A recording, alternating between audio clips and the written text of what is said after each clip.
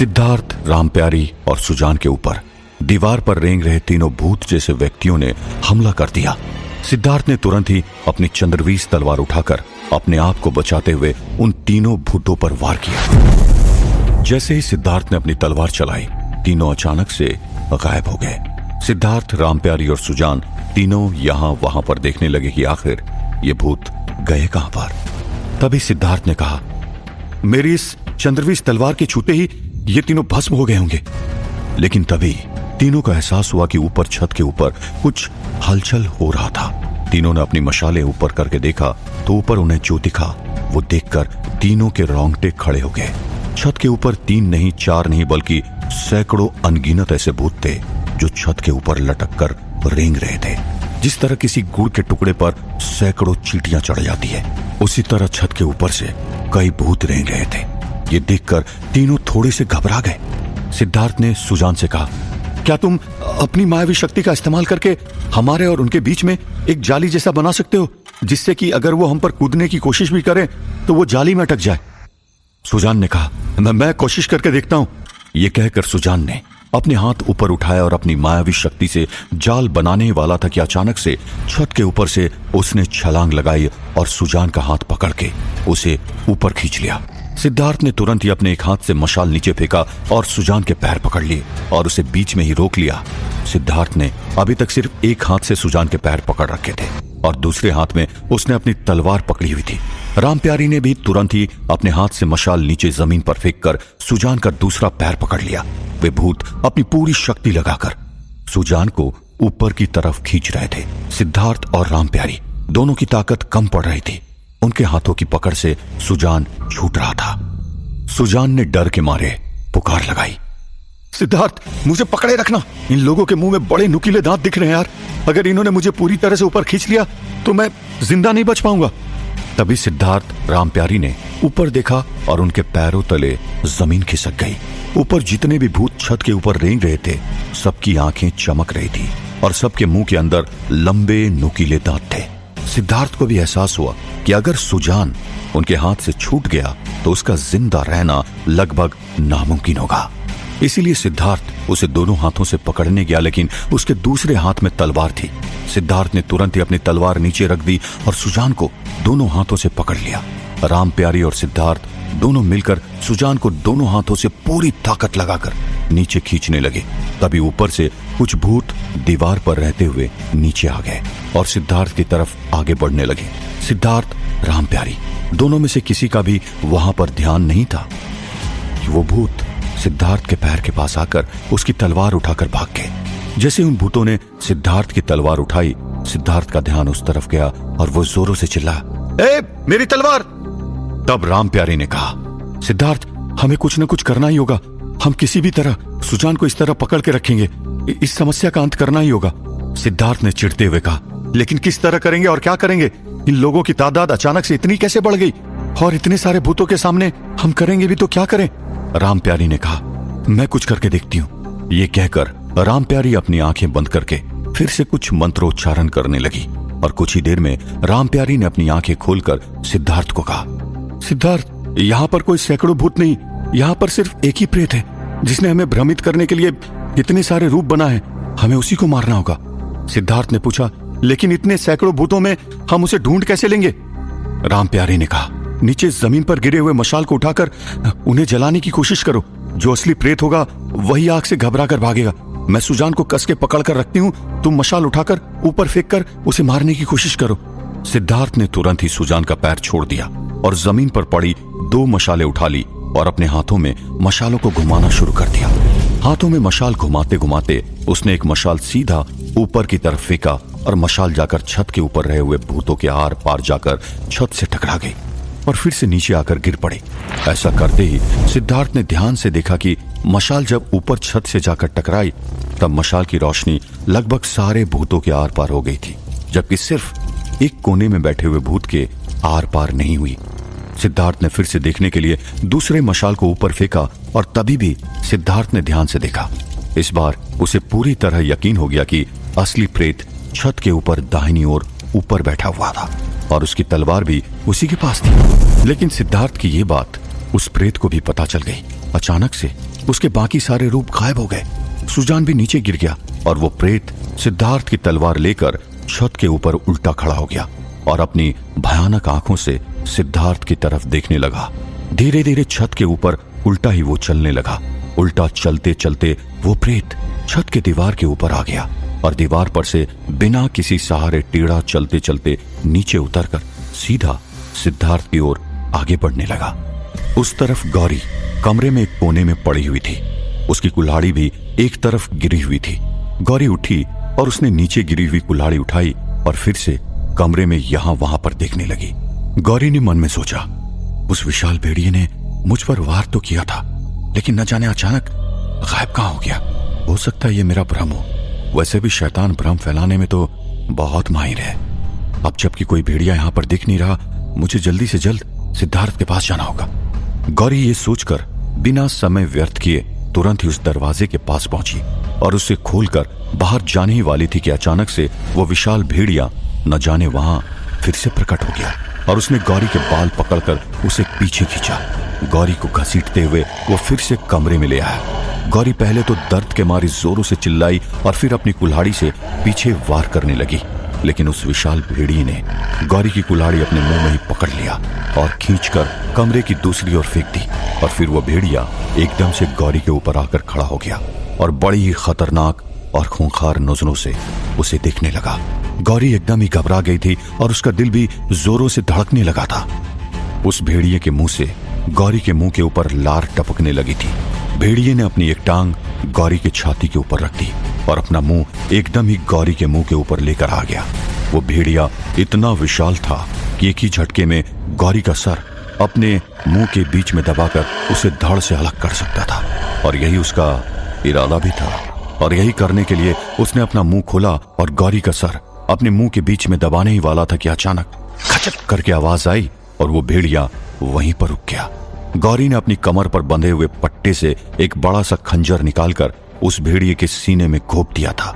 इस खंजर के ऊपर बूढ़े बाबा ने अभिमंत्रित करके धागा बांधा हुआ था, इसलिए खंजर उस शैतानी भेड़िए पर काम करने लगा। उसके सीने में खंजर जाते ही वो भेड़िया देखते ही देखते अदृश्य हो गया। जैसे ही वो भेड़िया अदृश्य हो गया, गौरी ने चैन की सांस ली और एकदम से उठकर बैठ गई। अब बिना समय बर्बाद किए गौरी वहां से उठी और सीधा सिद्धार्थ के पास जाने के लिए दरवाजा खोलकर दूसरे कमरे में चली गई। उस तरफ बूढ़े बाबा ध्यान में बैठे हुए थे और पीछे से वो विचित्र प्राणी जो दिखने में बंदर जैसा था, लेकिन उसकी नाक की जगह पर गैंडे की तरह बड़ा सींग उगाया था। उसने बूढ़े बाबा को पीछे से जोर से जकड़ लिया। बूढ़े बाबा ने अपने आप को बिल्कुल भी छुड़वाने की कोशिश नहीं की, बल्कि जैसे जैसे वो प्राणी उन्हें जकड़ता गया वैसे वैसे बूढ़े बाबा का शरीर सिकुड़ता चला गया। वो प्राणी बूढ़े बाबा को और भी जोरों से जकड़ने लगा और बूढ़े बाबा का शरीर एकदम सिकुड़कर छोटा होने लगा था।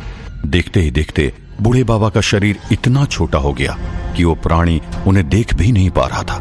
बूढ़े बाबा ने अपनी सारी शक्ति एकत्रित करके अपने अनिमा सिद्धि का प्रयोग करके अपना शरीर छोटा कर दिया था। अपना शरीर छोटा करने के बाद बूढ़े बाबा उस प्राणी के शिकंजे से छूट गए और वो दौड़कर उस अदृश्य दीवार में बनी हुई दरार के अंदर चले गए और कुछ ही पल में उस दरार में से बाहर निकल गए और बाहर निकलकर बूढ़े बाबा ने अपना शरीर पहले जैसा कर दिया। उस तरफ मुस्तफा ने जिस कमरे में जाकर दरवाजा खोला था, उसी कमरे में छाया पड़ी हुई थी। छाया को देखकर मुस्तफा एकदम से घबरा गया और उसके पसीने छूटने लगे। मुस्तफा मुड़कर जाने वाला था कि छाया ने उसे कहा, मुस्तफा रुक जाओ, मुझे तुम्हारी जरूरत है, मेरी मदद करो। मुस्तफा छाया को देखकर हैरान रह गया। छाया के हाथ पैर और मुंह से खून निकल रहा था और वो बहुत ही कमजोर हो चुकी थी। मुस्तफा को छाया से डर तो लग रहा था, लेकिन उसकी यह हालत देखकर मुस्तफा का दिल पिघलने लगा। मुस्तफा को देखकर छाया बोली, अगर तुमने मेरी मदद नहीं की तो मैं मर जाऊंगी। मुस्तफा मेरी मदद करो, मुझे यहां से बाहर ले जाने में मदद कर दो। ये कहकर छाया रेंगते हुए आगे बढ़ने लगी और कमजोरी के कारण वहीं पर गिरकर बेहोश हो गई। क्या मुस्तफा छाया की मदद करेगा? क्या छाया?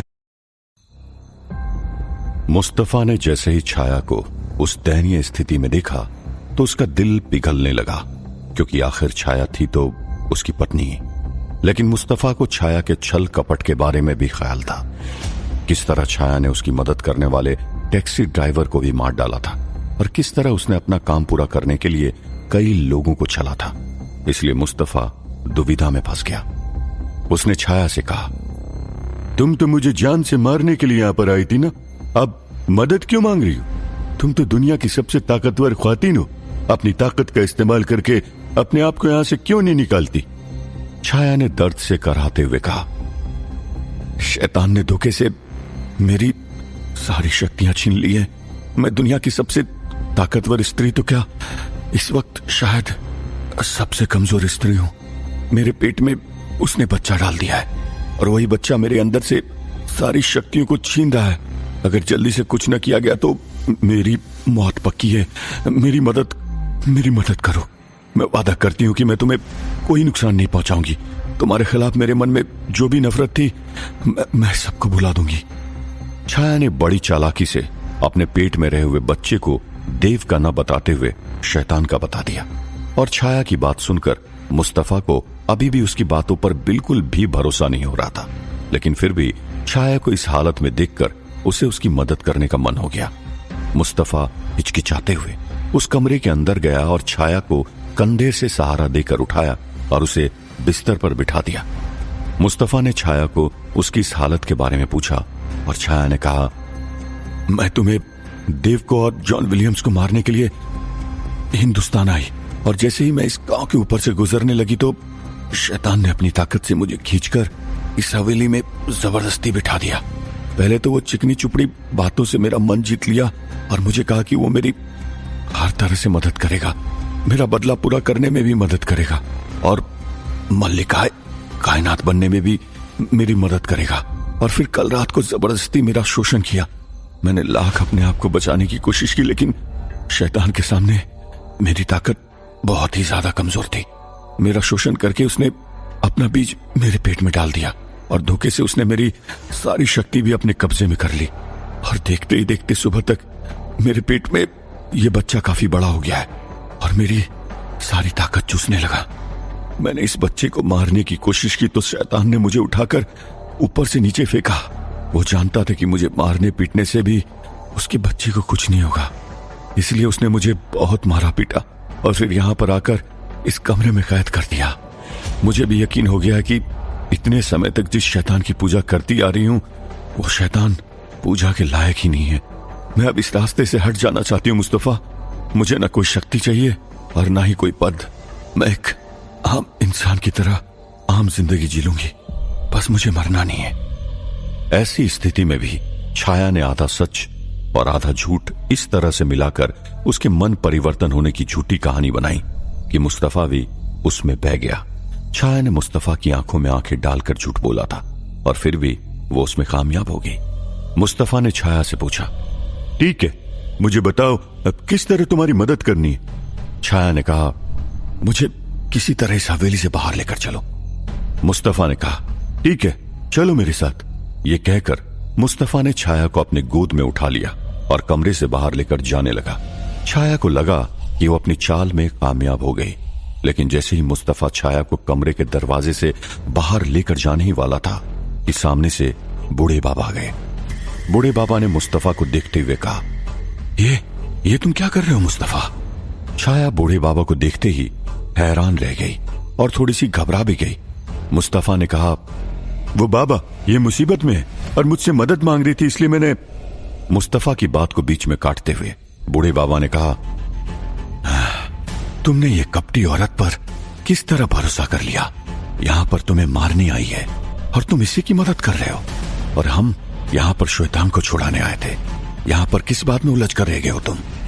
मुस्तफा कुछ बोल सके उससे पहले छाया बोली, मैं मानती हूं कि मैंने जो भी किया आज तक उससे मुझ पर भरोसा करना आसान नहीं, लेकिन यहां पर आकर मुझे सच्चाई पता चल चुकी है। शैतान किसी का नहीं हो सकता। उसने छल से मेरी ऐसी हालत कर दी है और मेरी सारी शक्तियां भी मुझसे छीन ली है और मेरे पेट में।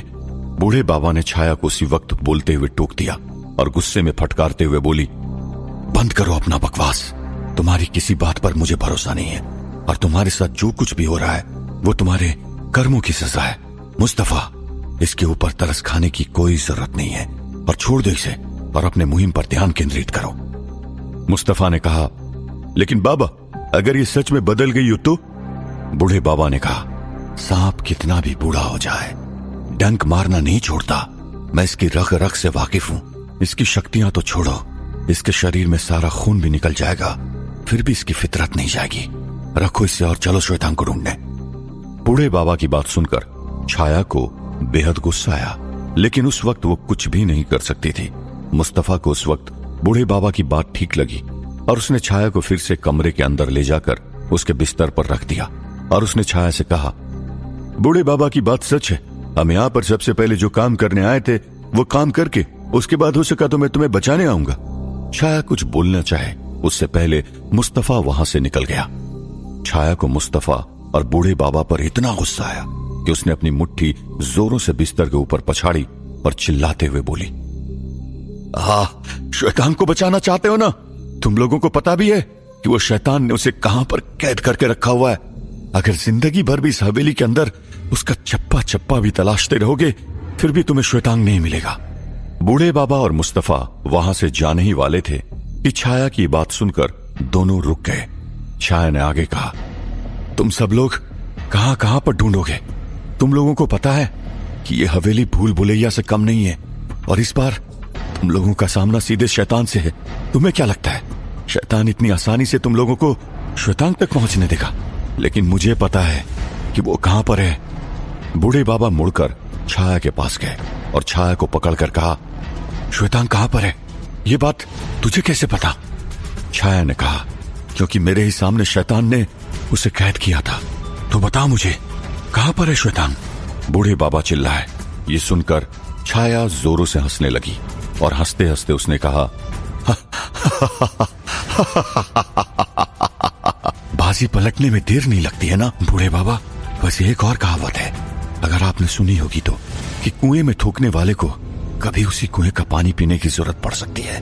और ये कहावत तो साक्षात यहां पर सिद्ध हो गई। बूढ़े बाबा ने छाया को कहा, तुम पर भरोसा तो वैसे भी नहीं है मुझे और तुम्हारी जरूरत भी नहीं है। बैठी रहो यहीं पर, हम श्वेतांग को ढूंढ लेंगे किसी तरह। ये कहकर बूढ़े बाबा मुड़कर जाने ही लगे थे कि पीछे से छाया ने कहा, ठीक है, आप लोगों की मर्जी। आपकी दिव्य दृष्टि तो वहां तक पहुंचने से रही, और अगर आप लोगों को श्वेतांग जिंदा न मिले तो उसकी लाश ले जाने के लिए भी तैयार रहिएगा, क्योंकि शैतान उससे ज्यादा देर तक जिंदा नहीं रखेगा। यह सुनकर बूढ़े बाबा फिर से रुक गए। बूढ़े बाबा ने मुड़कर कहा, क्या बकवास कर रही हो तुम? छाया मुस्कुराते हुए बोली, तुम्हें क्या लगता है शैतान श्वेतांग को मेहमान बनाकर लेकर आया है? जो उसकी मेहमान नवाजी करेगा वो उसे मार ही डालेगा। बस 10वीं की रात के चंद्रमा के उगने की देरी है और वहां पर श्वेतांग की बलि दी जाएगी। बूढ़े बाबा ने मन में सोचा, 10वीं तो आज ही है। तभी मुस्तफा ने बूढ़े बाबा के कंधे पर हाथ रखा और उनसे कहा, अगर ये सच कह रही होगी तो हमारे पास वक्त बहुत कम है, और अगर सच भी नहीं कह रही है तो भी हमें श्वेतांग को जल्द से जल्द यहां से निकालना ही होगा। हम ज्यादा देर तक उसे यहां पर नहीं रख सकते। और कहीं ना कहीं छाया सच भी कह रही है। अगर उसे पता है कि श्वेतांग को कहां पर रखा गया तो हमारा बहुत वक्त बच जाएगा। पर हमें पूरी तरह इसके ऊपर भरोसा करना भी नहीं है। अगर किसी भी वक्त हमें लगा कि यह हमें धोखा दे रही है तो इसे खुद अपने हाथों से मार डालूंगा। बूढ़े बाबा को मुस्तफा की बात ठीक लगी और उसने छाया की तरफ देखकर कहा, ठीक है, बता कहां पर है श्वेतांग? छाया बोली, इतनी आसानी से थोड़ी मैं आपको बता दूंगी कि श्वेतांग कहां पर है, और आप मुझे यहां पर ही छोड़कर फिर से चले जाएंगे। एक हाथ दे और एक हाथ ले। अगर आप लोगों को जानना है कि श्वेतांग कहां पर है तो मेरी मदद करनी होगी। मुझे भी इस हवेली से किसी भी तरह बाहर निकलना होगा। इस हवेली से बाहर निकालकर किसी सुरक्षित जगह पर जाकर रखना होगा। अगर इस बात का आप मुझसे वादा करते हैं तो मैं आपको बताने को तैयार हूं कि श्वेतांग कहां पर है। स्वीकार है आपको? यह सुनकर बूढ़े बाबा को मन में थोड़ा क्रोध तो आया, लेकिन उनके पास और कोई चारा भी नहीं था। उन्होंने थोड़ी देर सोचा और फिर कहा, ठीक है, स्वीकार है। अब बताओ कि श्वेतांग को शैतान ने कहां पर कैद करके रखा है। छाया ने बूढ़े बाबा को बताना शुरू किया। उस तरफ सिद्धार्थ, रामप्यारी और सुजान के करीब आने वो भयंकर प्रेत आगे बढ़ रहा था। उसके हाथ में सिद्धार्थ की चंद्रवीस तलवार थी और सिद्धार्थ निहत्था था। सिद्धार्थ ने अपने दोनों हाथ में नीचे गिरी हुई मशाल उठा ली। उसने अपनी सुरक्षा के लिए दोनों मशाल उस प्रेत की ओर बढ़ा दी। भूत प्रेत एकदम ही भयानक दिख रहा था। काले बिखरे हुए बाल, नुकीले दांत, काली आंखें और आंखों में बहता हुआ खून। हाथ में तलवार पकड़कर सीधे सिद्धार्थ की तरफ आया और उसी तलवार से सिद्धार्थ के ऊपर वार कर दिया। सिद्धार्थ ने तुरंत ही अपने हाथ में पकड़ी हुई मशाल से उस वार को रोका, लेकिन उस तलवार से एक मशाल के 2 टुकड़े हो गए और उस मशाल का जलता हुआ हिस्सा नीचे गिर गया। उस प्रेत ने तुरंत ही उस जलते हुए मशाल के टुकड़े के ऊपर अपनी नजर करके देखा और वो मशाल बुझ गई। उसने तुरंत ही दूसरी बार सिद्धार्थ पर उस तलवार से वार किया और सिद्धार्थ ने दूसरी मशाल आगे कर दी। उस प्रेत ने तलवार से उस मशाल को भी काट दिया और उस जलते हुए मशाल के टुकड़े को फिर से टेढ़ी नजर से देखा और वो मशाल भी बुझ गई। तीनों मशाल में से 2 मशालें बुझ चुकी थी। उस कमरे में अब काफी अंधेरा हो चुका था। रामप्यारी जमीन पर पड़ी हुई थी। तीसरी और आखिरी मशाल अपने हाथ में उठा ली। सिद्धार्थ को अंधेरे में सामने देखने में थोड़ी दिक्कत होने लगी। इसका फायदा उठाकर जैसे ही वो प्रेत सिद्धार्थ पर हमला करने गया, वैसे ही रामप्यारी ने पीछे से वो जलती हुई मशाल उस प्रेत के ऊपर फेंक कर मारी। जलती हुई मशाल उस प्रेत के मुंह के ऊपर जाकर लगी और वो प्रेत घबराकर पीछे की तरफ गिर पड़ा। तब सिद्धार्थ तुरंत ही मौके का फायदा उठाकर उसके ऊपर लपका और उसके हाथ से अपनी तलवार छीन ली और वो प्रेत कुछ समझ पाए उससे पहले अपनी तलवार उस प्रेत के सीने में घोंप दी। चंद्रवीस तलवार के सीने में जाते ही वो प्रेत जलकर भस्म हो गया। उसके भस्म होते ही अचानक उस कमरे में रोशनी हो गई और सामने के दीवार पर एक दरवाजा दिखने लगा। वो दरवाजा देखते ही सिद्धार्थ और रामप्यारी सुजान खुश हो गए। सिद्धार्थ ने तुरंत ही खुश होते हुए कहा, हो न हो ये वही दरवाजा है जो हमें श्वेतांग तक लेकर जाएगा। सिद्धार्थ ने ये कहा ही था कि अचानक पीछे के दरवाजे पर जोर जोर से कोई दस्तक देने लगा। दरवाजे पर दस्तक होते ही तीनों एकदम से सतर्क हो गए। सिद्धार्थ ने अंदर से आवाज लगाई, कौन है वहां पर? बूढ़े बाबा, क्या वो आप हो? हम इस कमरे में कैद हो चुके हैं, दरवाजा अंदर से नहीं खुल रहा है। तभी कमरे के बाहर से आवाज आई, सिद्धार्थ, मैं हूं गौरी, तुम ठीक तो हो? मैंने तुम्हारी चिल्लाने की आवाज सुनी। गौरी की आवाज सुनते ही सिद्धार्थ की आंखें चमक गई और वो भी उस दरवाजे के पास चला गया। उसने दरवाजे को हल्के से धक्का दिया और इस बार वो दरवाजा आसानी से खुल गया, क्योंकि उस प्रेत की माया उसी के साथ खत्म हो चुकी थी। बाहर सचमुच में गौरी ही थी। सिद्धार्थ को देखते ही गौरी ने चैन की सांस ली और दोनों तुरंत ही एक दूसरे के गले लग गए। तब सिद्धार्थ ने कहा, नहीं गौरी, मैं चिल्लाया ही नहीं, ये जरूर शैतान का फैला हुआ भ्रम होगा। बूढ़े बाबा और मुस्तफा कहां पर है? तुम अकेले यहां तक कैसे पहुंची? तब गौरी ने बाहर से सिद्धार्थ को पूरा वाक्या कहकर सुनाया। सिद्धार्थ ने गौरी से कहा, बूढ़े बाबा को कुछ नहीं हो सकता, वो जहां भी होंगे सुरक्षित होंगे। अच्छा हुआ तुम यहां पर सही सलामत आ गए। अब हम चारों एक साथ उस दरवाजे को खोलने की कोशिश करते हैं और देखते हैं कि क्या वो दरवाजा हमें श्वेतांग तक लेकर जाता है या नहीं। क्या छाया वाकई में श्वेतांग को कहां पर कैद किया गया था, वो राज बूढ़े बाबा और मुस्तफा को बताएगी?